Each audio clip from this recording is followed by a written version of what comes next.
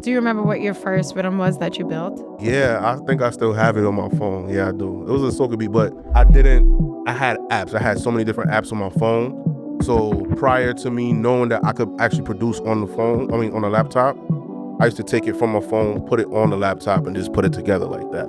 Maybe a little before that, I sent him the beat. And up to this point, me and him never like talk on the phone. He FaceTimes me. He's like, Boogie, bro, nah. You went crazy. So What were some artists or bands that were kind of influential in helping you? Burning Flames is the reason why I produce. Burning Flames taught me music composition, arrangement, the music theory.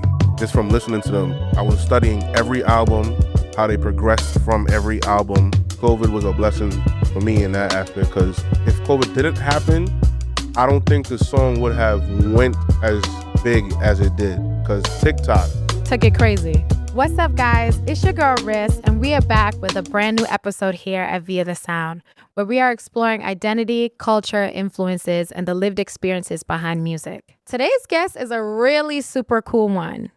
He's London-born, Harlem-raised, with roots from St. Kitts and Nevis and Belize. Did y'all catch that? That's real culturally rich. I said London-born, Harlem-raised, with roots from St. Kitts and Nevis, as well as Belize. Incredible. He has stacked an impressive production catalog of modern-day Caribbean music. I'm talking about when you hear the rhythm on When They Rum, Tell You You's a Big Dancer. That's him. When you hear Look Back, Girl, Look How It Arch, that's him. When you hear Take Bamboo, Girl, Take Bamboo, Ride It, Girl, that's him. He's a Caribbean Music Award nominated producer and a newfound friend of the show. Y'all, please welcome Boogy Rankss. Ooh. Boogie, how you feeling today? I'm feeling good. It's a little nice and warm outside, so I got a little sweat going on, but we good. We here. Listen, I feel you. It's hot, but we turning up the air in here. We getting some AC. Yeah, we got some breeze flowing. We making it nice and comfy and cozy. But I'm really happy to have you here. Thank you for having me. I feel honored. Yes, thank you for answering the call, man. Thank you. So I want to dive into some icebreakers, kind of get us comfy and just loosen up a little bit. Let's do it. All right. Describe yourself in 3 emojis. 3 emojis. The one with the glasses on, the cool one, definitely is me. Probably like the drink, like the champagne emoji. Oh, that's you? That's me. I'm gonna take a drink. Okay. And that's a fancy drink too, the champagne. It's a fancy drink, yeah. And then probably I'll put like a music sign, one of those music signs. That's me. Okay, like the notes? Yeah, the music notes, yeah. I feel like most of the producers and the DJs, they want to put the laptop or they want to put the headphones. They want people to know. I'll take the music one. I want to be different from everybody else. So I'll take the music. I'm into the music. So music, drinks, and being cool, that's me. Okay, cool. Love that. So, as we expressed, you have 4 different cultural identities, but you create music, you're a producer, you build sounds. If your sound was a home cooked meal, what would be on that plate? That's a crazy question. If my sound was a home cooked meal, it would just be like, you ever been like Thanksgiving? Yeah. And there's just a bunch of different stuff on your plate. It's that kind of plate. I feel that. Full up of everything. I feel that. I feel that. That's literally what it is. I feel like what's some foods from St. Kitts and Nevis? Oh, it's regular. They eating, rice and beans and chicken. Okay. You know what I'm saying? They might, in the morning time is bun and cheese. Okay. You know what I'm saying? Salt fish. Right. That'd be a delicious plate. Yeah. That's a fact. That'll be a delicious plate. So now we want to play just a little game of this or that. Okay, let's do it. Soca or dancehall? Soca. Okay. Zouk or bouillon? Zouk. I'm gonna go with Zouk.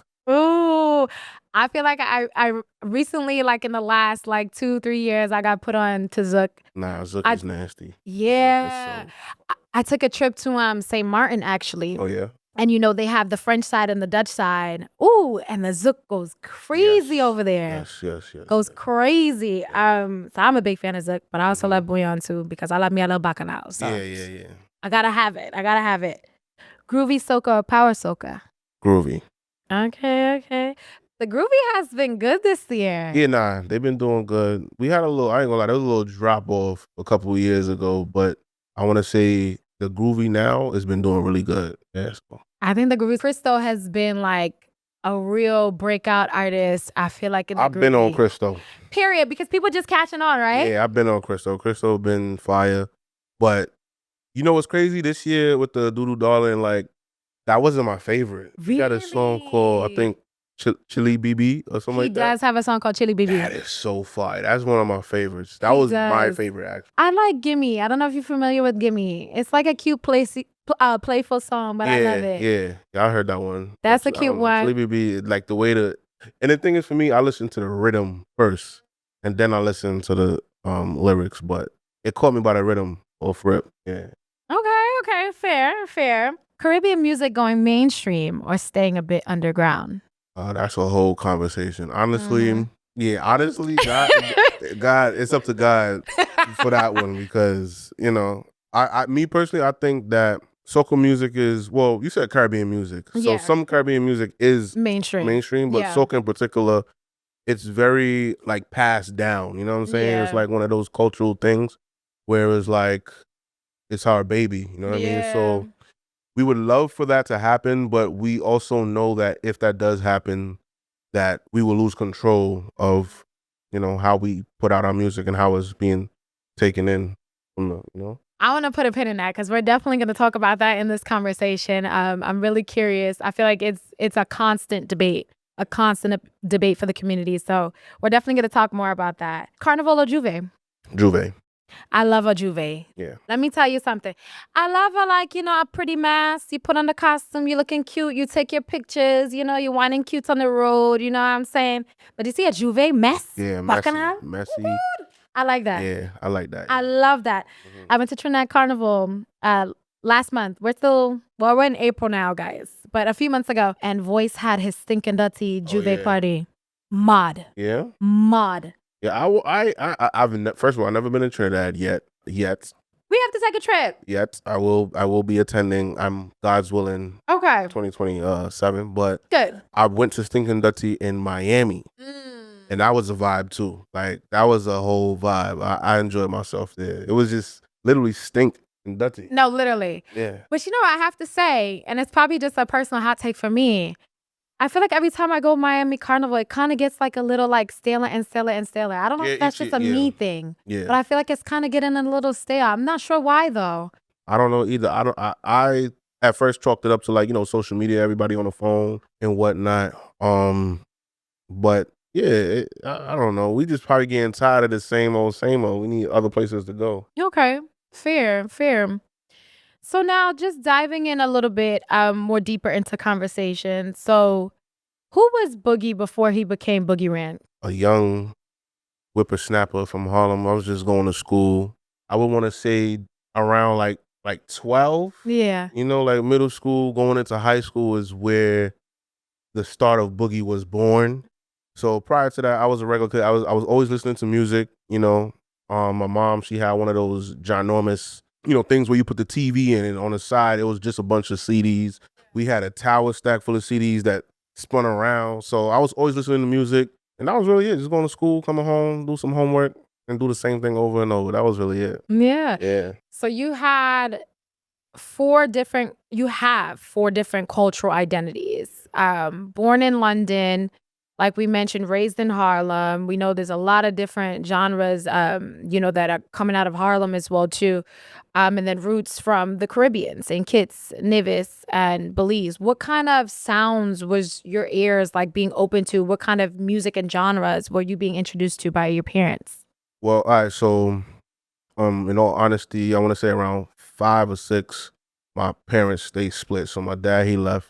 So it was just me and my mom's. But my dad, he didn't move far. So I would see him and, he got married. And so my stepbrother was the one to put me on to like all the American stuff, all the dance hall, all the reggae. Yeah. So, and around that time, music was really good. Like even R&B, Usher and Alicia Keys. Yeah. And, so I was being put on to all of that. So I want to say my early childhood, straight soca, straight zouk, Like I grew up on Zook. Like my mom was listening to Kasav from way back. Really? So everybody who talking about, Zook la ses hermano, hermano ni, you know what I'm saying? I've been was listening to that from a baby, you know what I mean? So, but then around that time, like, 7, 8, yeah, I was hip hop, Fat Joe, Lil Wayne, 50 Cent, Really? all of that. I was into it. And then Lil Wayne became my favorite. So yeah, I got exposed to a lot. I could put you on the spot. You got a favorite Lil Wayne verse?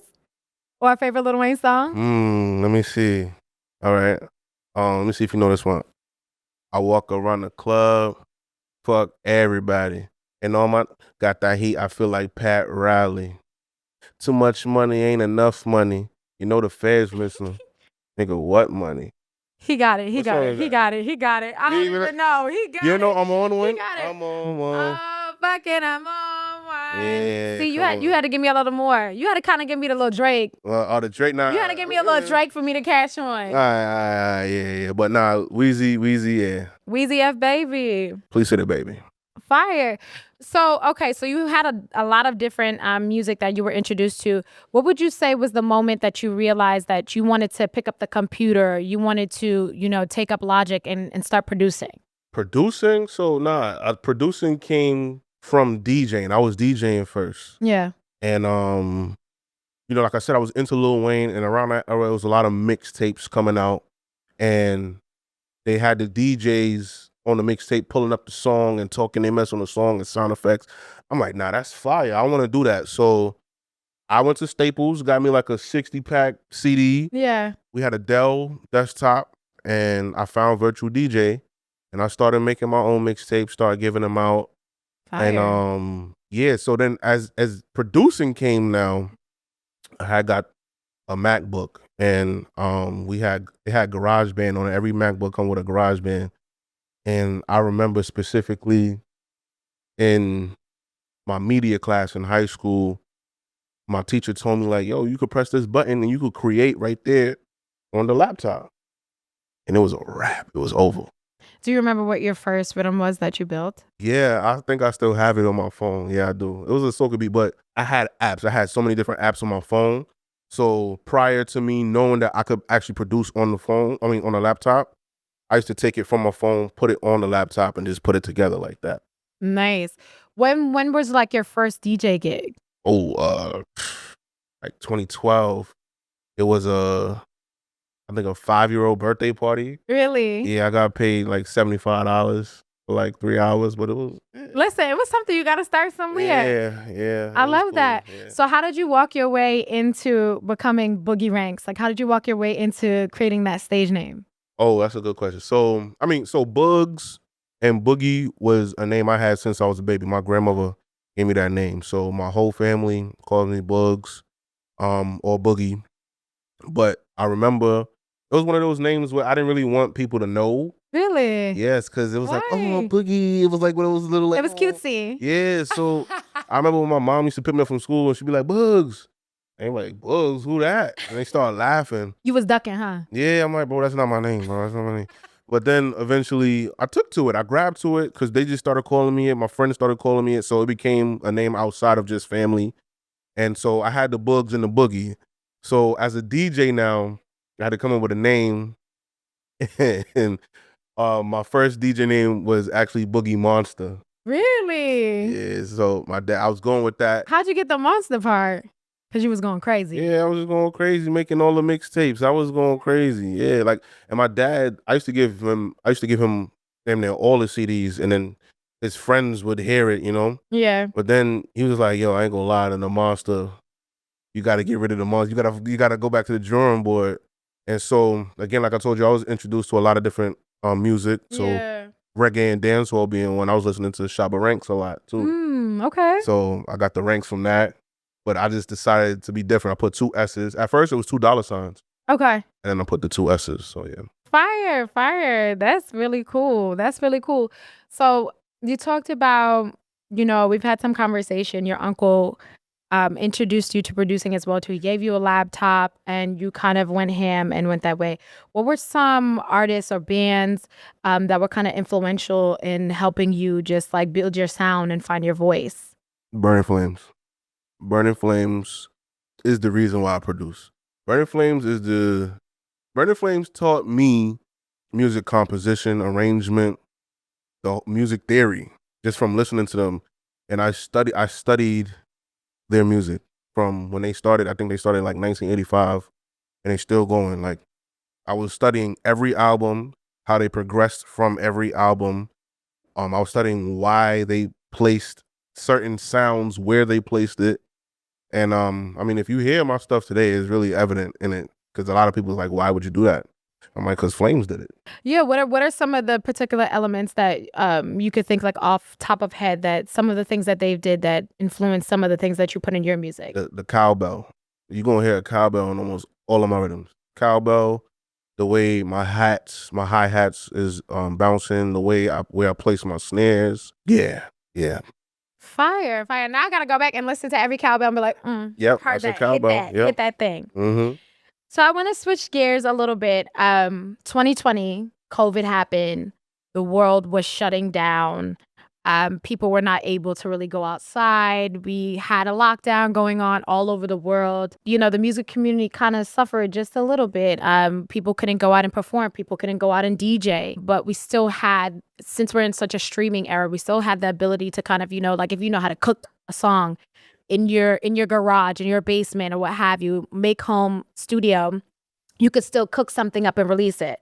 Mm-hmm. So you have a record with DJ Cheem, Bubba Ben, that kind of came out early 2020, right? Yes, it did. Around COVID time. Talk to me a little bit. The start of COVID. Yeah, talk to me a little bit how that collaboration came about. 2019. Let me go back a little bit, right? 2019, I came back from Florida. I went to Bethune-Cookman University in Daytona Beach. I came back home, and during that time I was very DJ oriented. Like, I was definitely producing, but I wasn't really out there like that. So when I came back, I was getting gigs left, right, and center. Really? Bro, before COVID happened, I had like 6 gigs waiting for me. Really? COVID came and that was gone. Gone. So I'm like, all right, Boogie, like, what am I gonna do, right? But even before COVID, I already knew, like, I wanted to propel the producing, because I feel like at that point, I started producing in 2014. So up to 2019, at that point, I'm like, nah, I think it's solid enough now where, you know, I could get it out there and start working with artists. So I was hitting up New York artists or DJs, right? Like, so there's a DJ Cosmo. He's known for like MCing, and he have a song that went viral. So I would hit him up. I hit up Sheem, because at that time he had Wine and Ben. Yeah. That was his main song. Some of them responded, but Sheem responded and was like, yeah, let me see what you got, you know? And I sent them you know, like probably 4 or 5 beats. And he like, nah, these is good. These is fire. But he was looking for something in particular. So Bubba Ben, I could remember clear as day. When I came up here, I was going to school still. I went to Queens College for a little bit. Oh, nice. And so I remember I was in college. I was in the club room.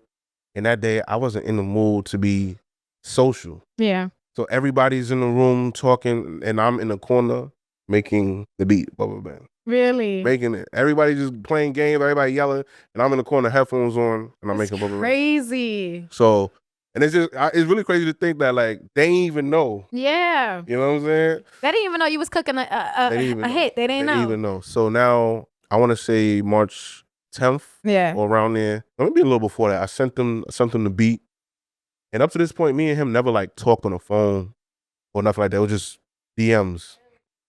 So he FaceTimes me. He's like, Boogie, bro, nah, you went crazy. So I'm like, I bet, you know. And probably like the next day, he sends me the song. Yeah. And it's the song that's out today. No revision. He did that in one day, and we dropped it probably like the week after. And did I know it was gonna go crazy? Did he know it was gonna go crazy? Not at all. Really? Not at all. And so sometimes I tell people, like, you know, COVID is probably a curse to some, but COVID was a blessing for me in that aspect, because me personally, I think if COVID didn't happen, I don't think the song would have went as big as it did, because TikTok took it crazy. Yeah, Take it everybody was crazy. on TikTok. Millions of plays in TikTok. Yeah. Millions. Yeah. That's insane. Y'all really had girls remembering their head, their shoulders, their knees, and their toes. It's crazy. Talk to me a little bit about, you kind of mentioned it, but in general, when you're creating your rhythms, how you are sourcing it to artists. Because I think that's so cool. You're like, yeah, we talking in the DMs and I'm kind of creating this beat. And then the first time we really, really talk, I sent it to him. He calls me on FaceTime. When you're creating your rhythms, how are you deciding who you're going to collaborate with, who you're going to send them to? Or is it a factor of like, yeah, folks just calling each other like, yo, let's just create some heat? I don't know. I mean, some of them, it's like, yeah, boom, I can hear this person, I can hear that person.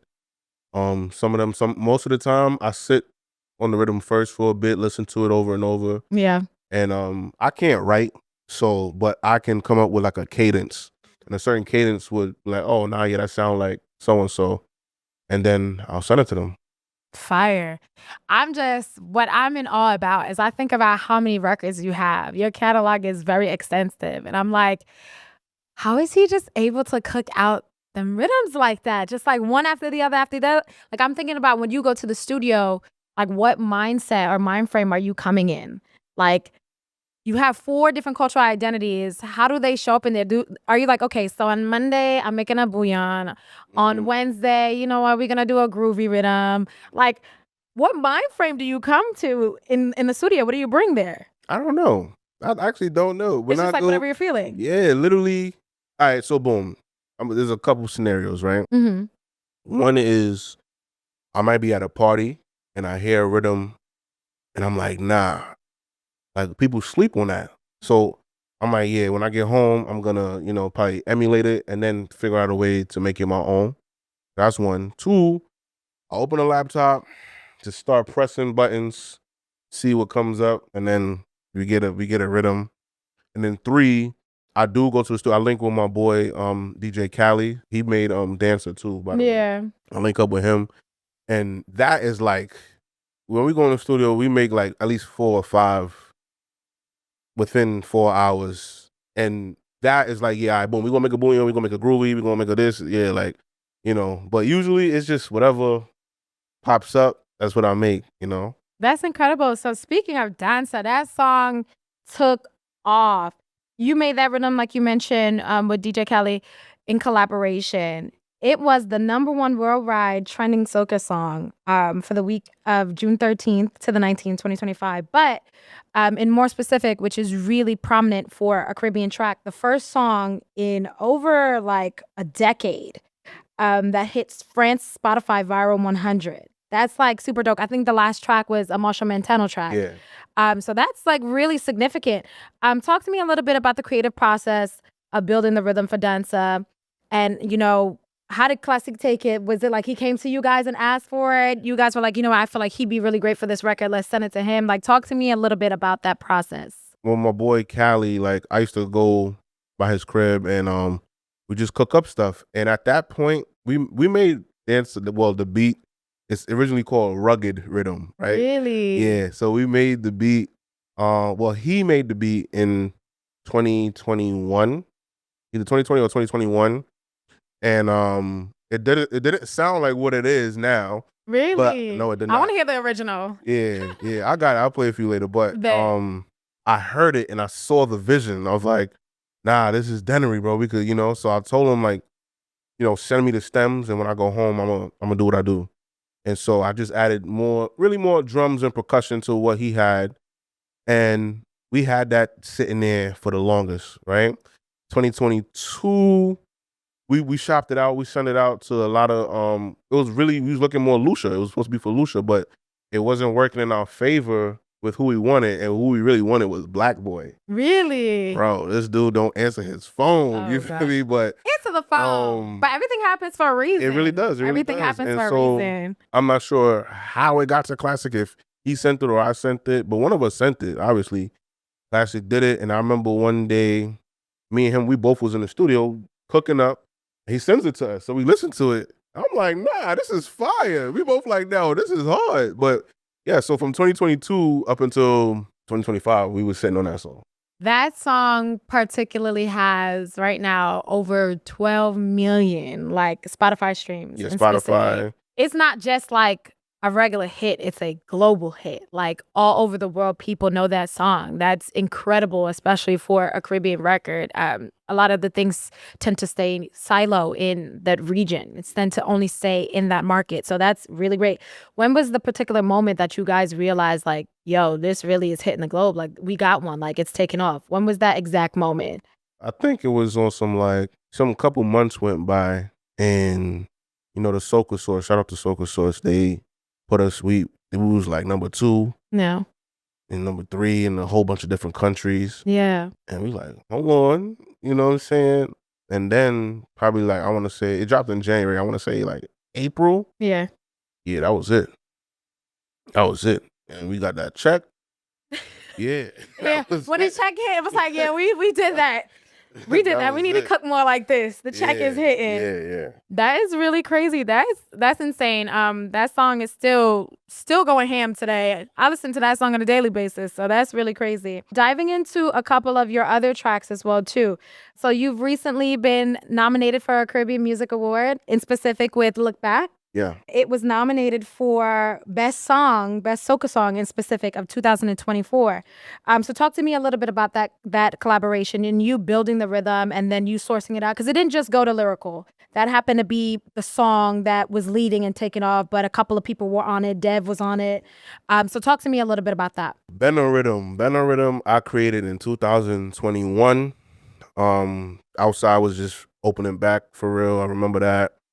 And initially, I'm not sure if you know Super Nitro from London. Yeah.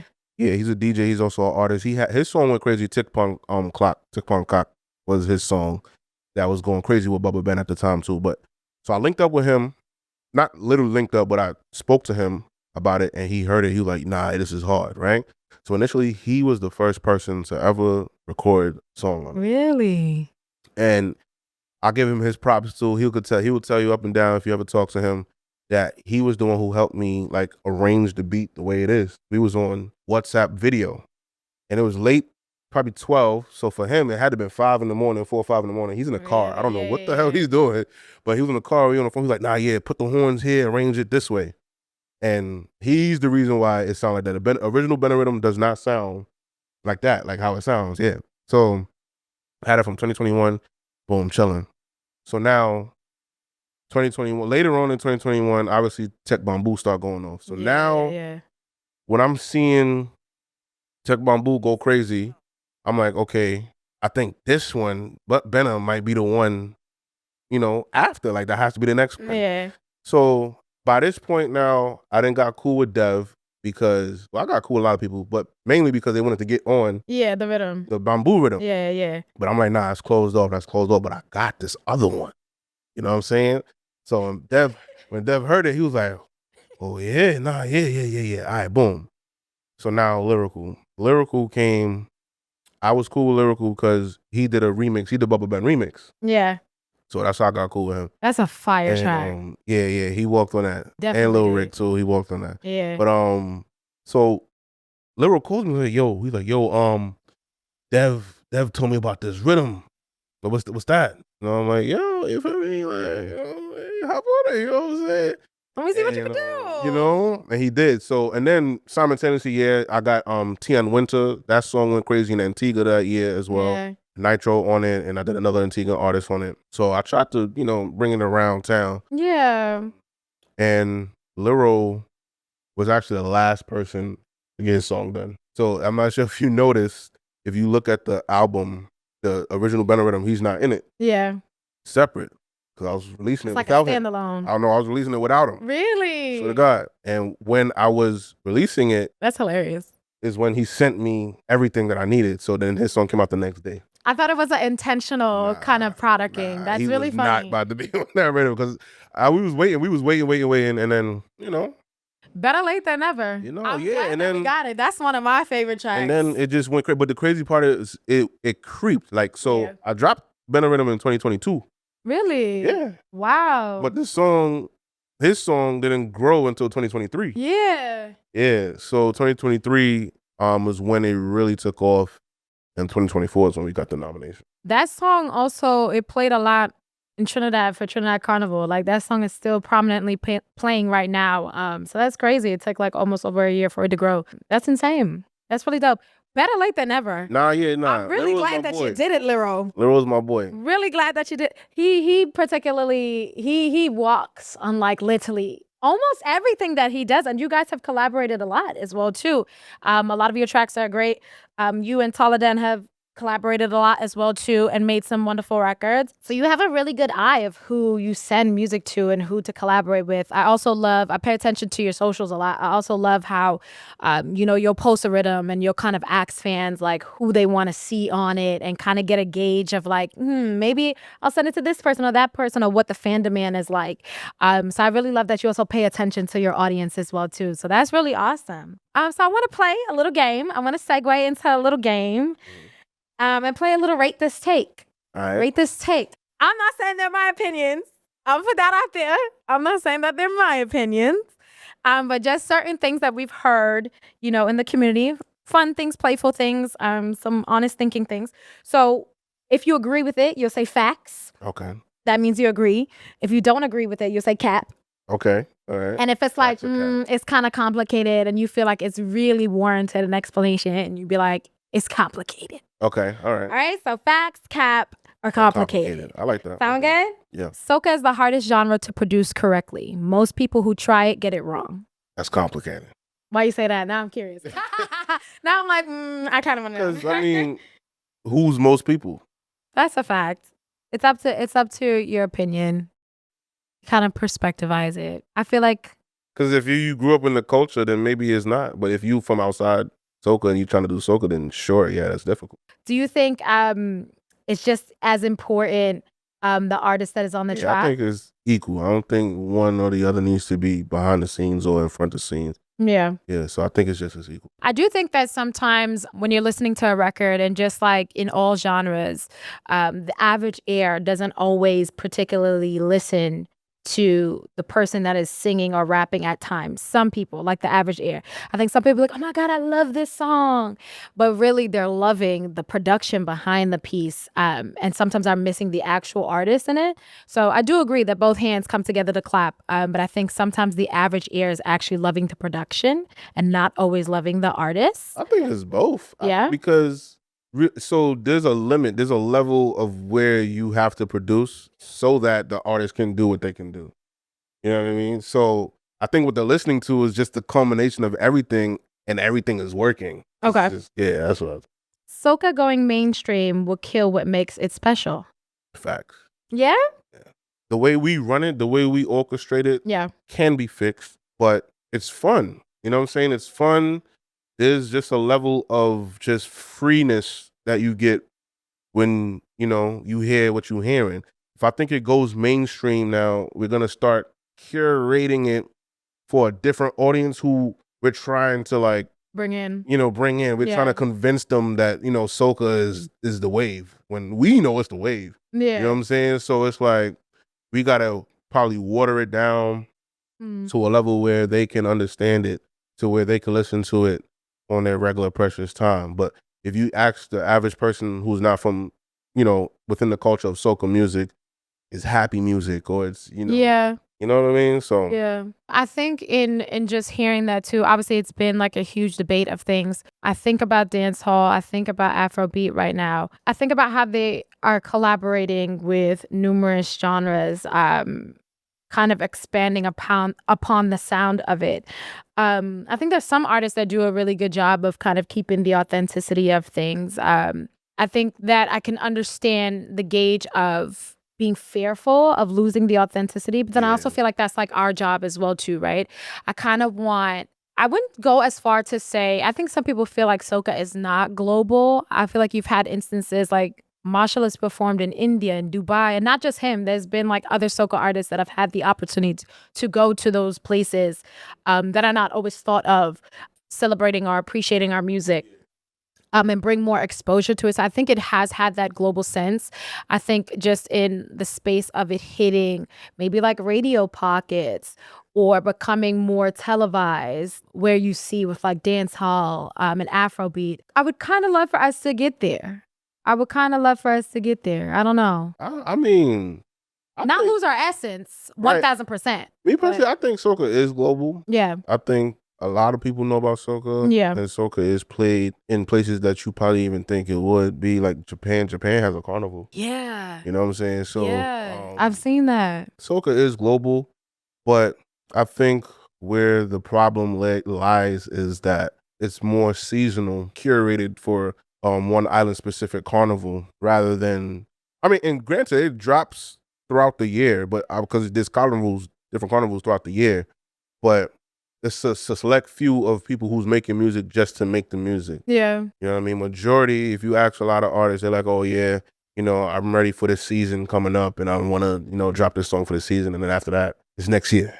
Yeah. You know? Fair. Okay, another hot take. Burning Flames understood Caribbean music on a level that hasn't been matched since. I'm gonna say facts, bro. Like they was ahead of their time. Yeah, they was ahead of their time. Okay, fire. And then this one is just a playful one. Carnival is the greatest cultural event on the planet. Nothing else can even come close. It's complicated. Is it? Only because. Is it? Break that down for me. Only because I don't feel like I've experienced other things to say that it's more or less than, you know, I feel like there's a lot of stuff that I didn't experience. I think I'm just a biased person. We'll see. And I'm gonna find a way to big up Carnival. I'm gonna find a way to big up the islands at all time. I'm gonna be like, it's the best thing on earth. If you haven't experienced it, boo. No, I'm kidding. I'm kidding. That is so funny. Okay, so let's switch gears a little bit and kind of talk about your DJing.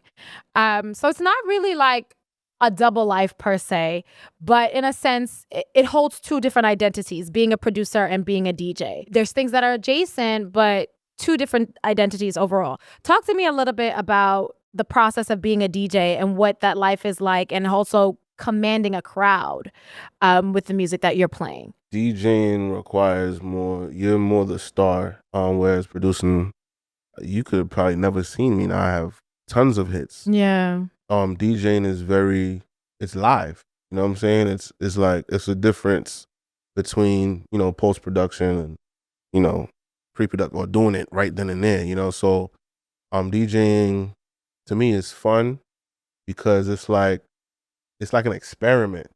It's like, all right, boom, I put together this playlist of songs because I want to narrate this story. We don't know if it's going to work or not. Really? We got to try it in front of hundreds or maybe even thousands of people. And see what happens. But now what adds to that is, you know, if you were MC, you know, you can tell your story yourself with the music. And, you know, once it connect, it connect on. So, yeah, DJing to me in particular, it's different than producing. It's the same, but you executing it differently. What do you think are 3 skills that make up like a really good DJ? Like 3 skills you have to be a really good DJ. You need to be a multitasker. If you cannot multitask, you can't DJ. Imagine this, right? Imagine you playing live. Yeah. One task is looking for the songs. The next task is actually loading the songs. The next task is mixing in the songs. Or if you want to scratch the song in. Then you want to hear it. If you use headphones, you should use headphones, by the way, guys. Don't think it's cool to not use headphones. Like, use your headphones, because some of y'all mixes be bad. But anyway, you know, you're listening to the headphones to make sure that it's lining up properly. Sound effects, and then reading the crowd, and then MCing, you know, making sure your speech is correct with what song you're talking about. Don't trip over your words, all of that. Like, if you can't do that all within that time frame, and imagine you doing all of that all at once within like 5 seconds. Wow. 5 seconds. I didn't realize the time frame was that short. Yeah, we mixing the next song, boom, next song load up, and we already done gave the speech already. That's a real skill. And then while that's happening is we already think about the next song that we gotta play. That's a real skill. That's a beautiful brain to have. That's what I'm saying. That's wild. Saying, you know? Because like, to your point, like with producing, you're kind of behind the scenes, and also you have time. I have time. You have time. I can make all the mistakes I want. Exactly. You can't make those mistakes in person. Has there ever been a time, like, especially like in the beginning of like becoming a seasoned DJ, that you've had a moment where you had a terrible transition or like just Yeah, sometimes I have a habit of like, so I'm not sure if you know, but there's like a cue button okay. where you could put in like 4 cues to wherever you want to start the song, and then there's the play button, right? Sometimes I have a habit of pressing the play button, but I'm pausing the song. Really? So there was one time where it'll be like a hiccup, but you got to catch it really quickly. It'll be a hiccup, like I'm supposed to drop it right here, Yeah. but I missed it.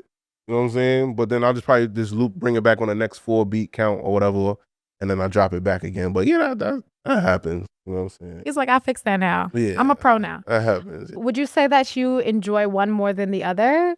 Do you enjoy producing more? Do you enjoy that live experience, DJing more, or they both kind of weigh the same for you? I think I do. I don't know. I think at one point I was definitely very producer over DJing, but right now, where I'm at right now, I enjoy both probably equally. In light of kind of, having that way where you can build behind the scenes and then kind of control in the live space directly, how exactly did you find like your sound? How exactly did you find your voice through producing and DJing? How do you stay grounded as you're getting hit after hit after hit, booking after booking after booking, life is getting busy, picking up? How do you keep yourself centered and remain like in your truth of who you are through your music, through how you play? Because, when you're DJing, sometimes even something so small as like somebody coming in your ear, can you play this song? Can you do this? Or like somebody trying to control the way that you are releasing your expression of art. How have you found your sound and stayed in it and stayed grounded?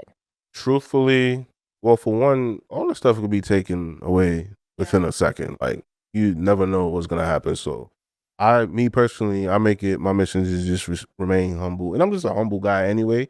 If you ask a lot of my friends who really know me, they're going to tell you, bro, Boogie he needs to be more out there and more outspoken. But also at the same time is knowing that my product, like, people are coming to me and reacting in a certain way because my product is doing what it's doing.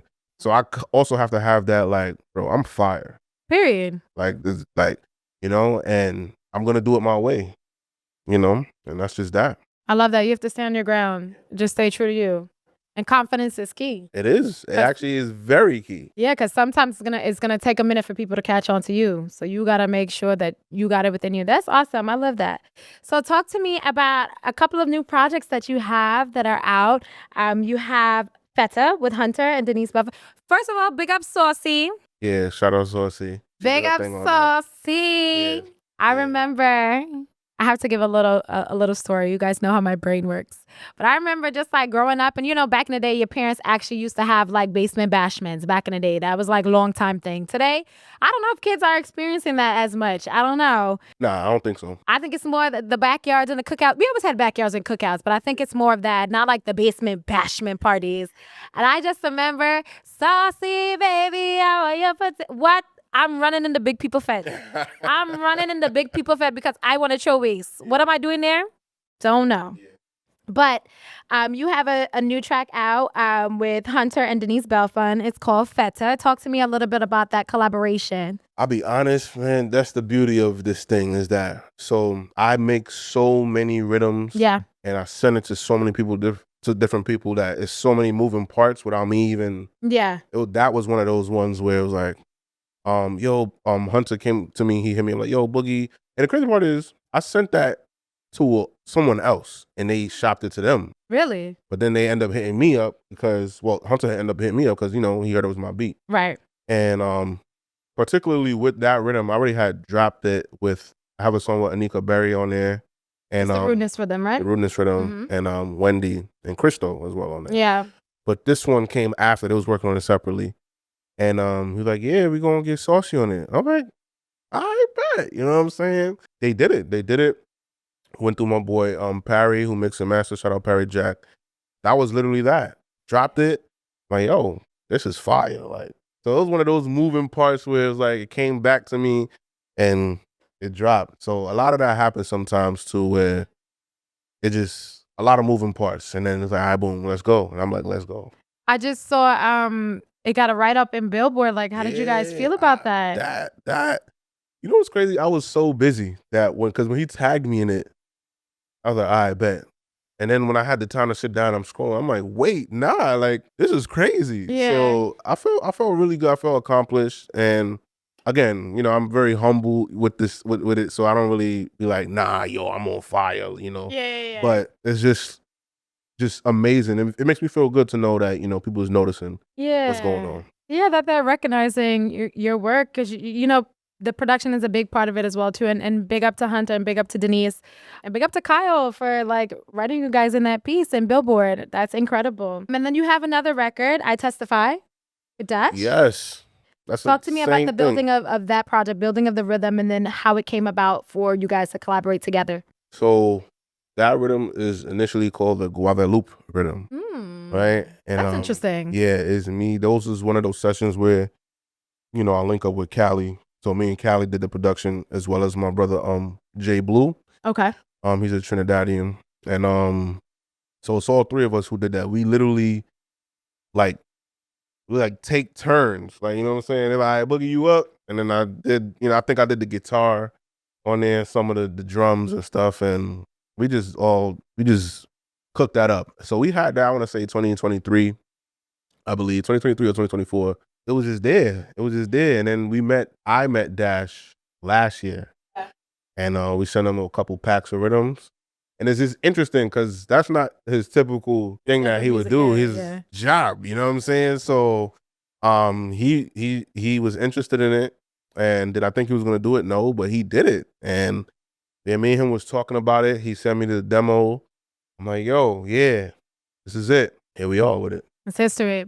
So as we come to a close, I just want to ask, is there anything that we should be on the lookout for? Any rhythms that are dropping soon? Any collaborations that you could tell us here first? I don't know. Give us something. All I would say is I have a lot of music coming. Like a lot.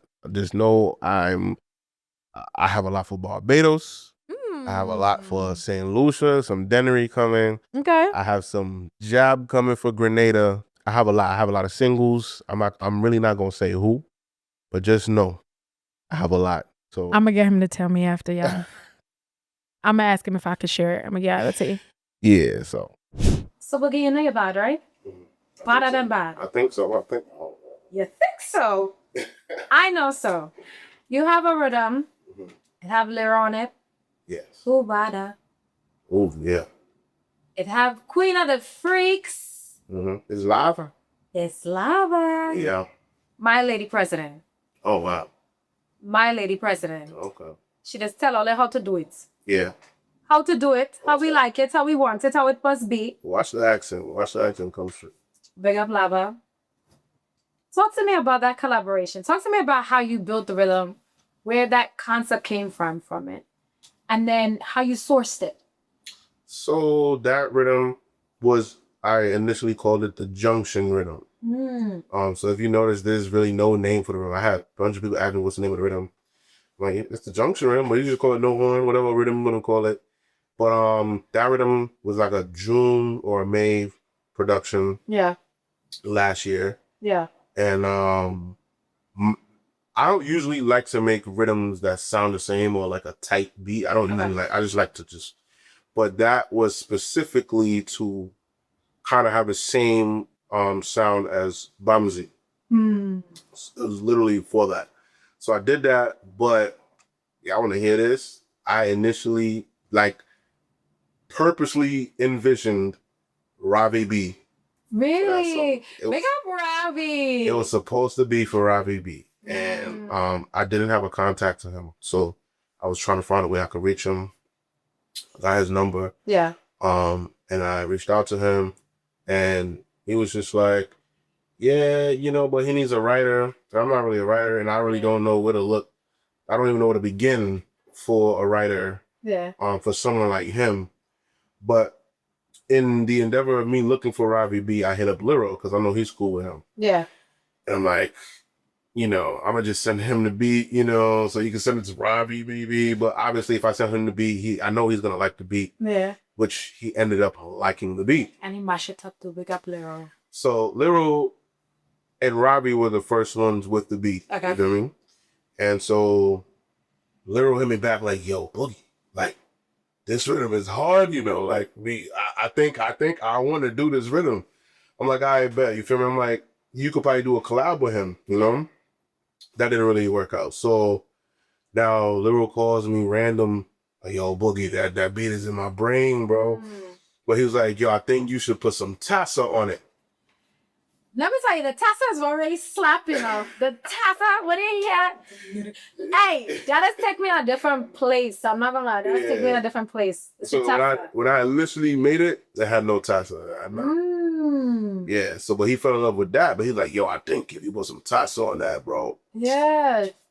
So I went and I asked around. I got someone to play it for me. It's actually live. Someone playing it. Okay. And then certain parts of it, I edited it to where I played it myself. But so boom, we had this for from June to about September. Now you sat on it for that long? Yeah. Yeah. So now Lady Lava right? Lady Lava, she comes into play because so one day I'm chilling, I'm home, I have a studio in my home. And my boy Cali calls me and he's outside, he with Rigo Suave and Dash was also in the studio, but I was home. He's like, yo, Boogie, pop outside. I'm like, I don't know, man. I don't know. He was like, yo, pull up, bro. You feel me? I'll pull up. And they did. But there's this other person in the corner who I did not know. Yeah. And his name is Dion. That's Lady Lava's manager. You see how things happen? That's what I'm saying. So now, he quiet too. He not saying nothing. I ain't know who he was. So now, I think Dash leave and Rigo left. And it's me, Cali, and him and them. And we running rhythms. He's like, yo, Boogie, play some of me here. So I play him a rhythm. But it was also, I think I was holding it full lyric or something like that. Yeah. And it was not no horn. It was not that rhythm. I can tell you that right now. Really? So probably a week go by. He sends me back a song. And there's no horn. Really? On that rhythm. So I'm like, wait, what happened? Come to find out, I think Liro was like, nah, yeah, you know, we're going to let Lava do her thing on that. So when I hear the song, I swear on life. Yeah. That song that you're hearing right now was the song that was sent to my phone. No edits. Maybe I added a couple. I took out the horn when she told me to take out the horn. She gave instructions. She told me to take out the horn, so I took out the horn. And that was it. When I first heard the song, this is one. Listen, we love how awesome Boogie can follow instructions. You see a lot of times, leave the whistle, we don't want no horn. Raise the iron, we don't want no horn. Yep. Could you imagine if he just said, I want it my way? Nah, I had to listen to her. You wouldn't have it how it is. Queen of the Freaks. Queen of the Freaks, my lady president, you understand? Big up, Lava. Lava, shout Lava here. Hey. Well, thank you so much for joining me here via the sound. I appreciate you. I appreciate your time. Yes, he could be cooking y'all a hit right now, and he's sitting here with me, and I'm really appreciative of that. So I thank you so much, Boogie. I thank you for your contributions to music in general and all that you give us. You know, we sat here on this couch, and I feel like we bonded now. I feel like we're brethren and sister now. Yeah, I can sit here and tell you. Yeah, we good. You really just had girls bending back and parts, you know, bad. Like, bad. That's the goal. He's humble, but I'm going to big him up. Boogie is dread. Very dread. That's the goal. That's the ultimate goal. Yeah, man. Yeah. So thank you so much. Thank you for having me. Y'all stay tuned.